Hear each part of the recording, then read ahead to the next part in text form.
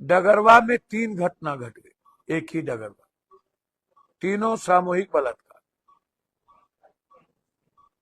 इसके पहले भी हम सामूहिक बलात्कार केस में यहां इस गांव में क्या डगरवा गए थे, अभी बच्ची का बलात्कार हुआ था। जी नहीं, अभी जस्ट रात में कुछ दिन पहले गए थे, 2 दिन पहले, 10 दिन पहले, जहां सामूहिक बलात्कार हुए थे। कचौली या कोई इस तरह एक गांव है, उसके पहले एक नर्तकी के साथ, और अब एक चौधरी परिवार की बच्ची के साथ। मरने के बाद ये पुलिस की सबसे बड़ी कमजोरी है कि आप किसी भी बच्ची को प्रेम प्रसंग के साथ जोड़, जो सही नहीं है, उचित नहीं है। मैं कई बार कह चुका हूं,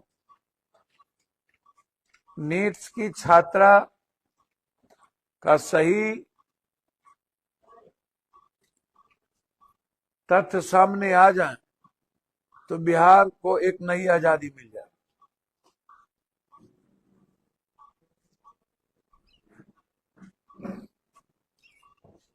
11 तारीख को बच्ची का किडनैप हुआ और 20 तारीख को मिला।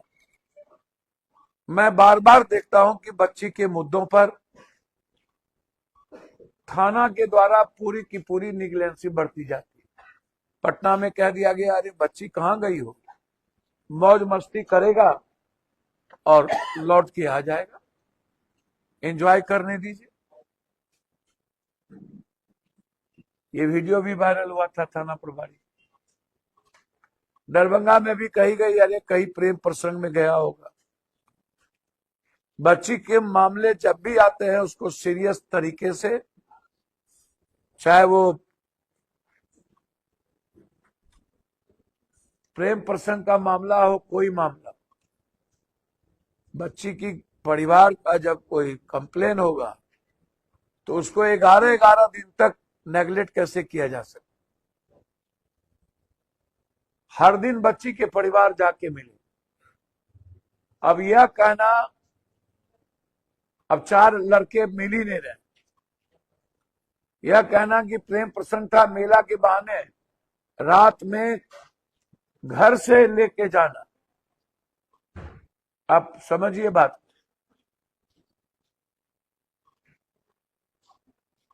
इससे बड़ा दुस्साहस, और उसके बाद बलात्कार करके बच्ची को मार के एसिड छीट के जला देना, कंप्लीट रूप से।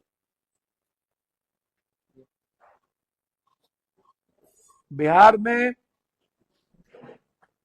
मैं आग्रह करूंगा सारे परिवार से कि अपनी बेटी और बहनों की को सुरक्षित रखना चाहते हो तो आप सरकार और प्रशासन के भरोसे मत रखिए।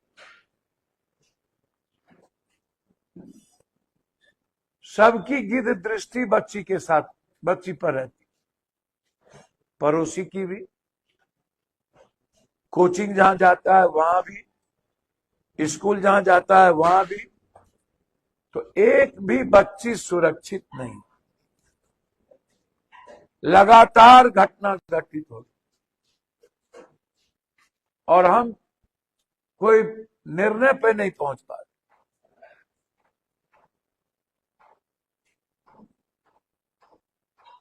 सरकार